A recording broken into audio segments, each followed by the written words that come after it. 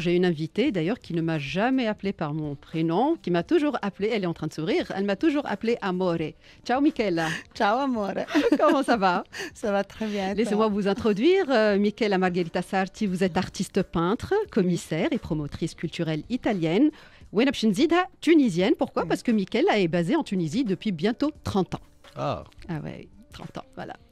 Donc, Michel, aujourd'hui, c'est un pur plaisir de vous avoir pour nous parler de cette rentrée artistique. Hein. Il y a de belles expos en cours, dont deux principalement. Donc, une exposition Ruines imaginaires à la galerie El Kiteb Mutuelleville et une autre exposition Rebirth. Si l'on commençait un petit peu par la première exposition, puisqu'elle a démarré un peu de temps avant Rebirth. Exactement. Alors,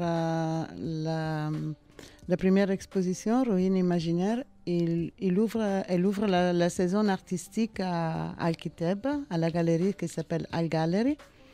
Et dans cette galerie-là, on travaille toujours après avoir choisi un livre. D'accord. C'est là un livre, parce que c'est une galerie dans une librairie. Génial. Donc, ça, c'est le vraiment concept. cette connexion entre librairie et exposition. Voilà, Exactement. Là, c'est un concept qu'on a introduit depuis le début, depuis qu'on a ouvert cet espace. Et pour cette nouvelle saison artistique, on a choisi le livre Antiquité tunisienne de l'édition Nirvana. Et c'est un livre vraiment super. C'est l'historien Samir Aounallah, voilà, on le cite. L'historien Samir Aounallah. Et j'ai demandé en fait aux artistes de s'inspirer à l'histoire de la Tunisie jusqu'à Carthage en fait.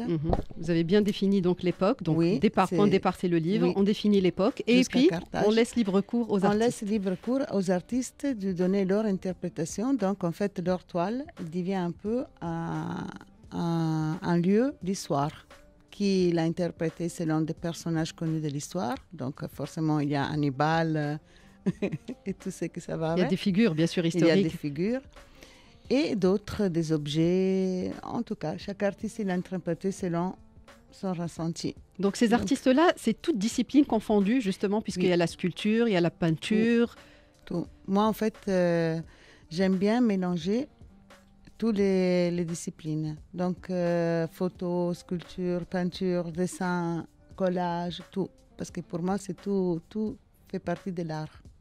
Parce qu'à la base, en étant peintre aussi, j'ai beaucoup de respect pour toutes les disciplines artistiques. Justement, donc votre courant, c'est du pop surréalisme. On reconnaît systématiquement les créations et les tableaux de Michel. Elle a un style qui lui ressemble, très particulier, très agréable d'ailleurs. Oui, c'est vrai. En tant que peintre, aussi. Oui. En tant que commissaire d'exposition, j'aime bien les expos collectifs, multidisciplinaires et souvent avec scénographie aussi. C'est ma spécialité. J'aime bien faire des scénographies des expos. Est-ce que vous les influencez justement? Comment se fait le choix des artistes? En fait, les choix des artistes, c'est... Bon, moi, je connais tous les artistes forcément. Justement, il y a des revenants, parce que j'ai assisté à plusieurs expositions collectives, il y a des revenants. Oui. En fait, j'ai des artistes qui sont avec moi depuis une vingtaine d'années, parce que ça fait longtemps que j'ai fait ce travail-là. Et j'aime bien les exposer toujours avec moi. Parce qu'on est des amis, j'aime beaucoup leur travail, leur sensibilité, donc ils sont souvent avec moi. Et j'introduis quand même toujours des nouveaux artistes, des jeunes. D'accord. Des jeunes artistes, et je lui ouvre la porte et la possibilité d'exposer leur travail. Donc il y a toujours des artistes, en disant plus connus, et des artistes qui commencent. Même les plus connus se renouvellent. C'est vrai qu'on reconnaît systématiquement le style de tel ou tel artiste, mais ils nous surprennent toujours. En fait, les renouvellements que vous voyez, c'est dû à la thématique qu'on choisit. Parce que quand on donne une thématique, certains artistes se disent non, c'est pas bien parce qu'on est coincé dans un thème. Non, par contre, c'est super parce que ça nous permet de faire des recherches. D'accord. Et en faisant des recherches, pas forcément on trouve ce que ça nous intéresse parmi les sujets qu'on a choisis, mais aussi on peut tomber sur quelque chose que ça nous interpelle pour produire un nouveau travail ou essayer de nouvelles techniques, etc., faire des recherches. Donc c'est pour ça que j'aime bien donner des thématiques. D'accord. Donc pour cette thématique-là, autour des ruines imaginaires, je vous invite d'ailleurs, chez Fied et Radija, je vous invite à visiter. C'est vraiment extraordinaire. Donc on va retrouver Carthage, Sufetula, Utique, Zama, Douga. On va retrouver des objets qui sont chargés de symboles, de la poterie, des fresques, des bijoux, vraiment des figures historiques ou mythologiques aussi. Donc c'est vraiment assez varié, et assez large. Et puis chacun libre cours à sa créativité. Chacun libre cours. Il y a 16 artistes qui participent à l'expo et chacun avec plusieurs œuvres.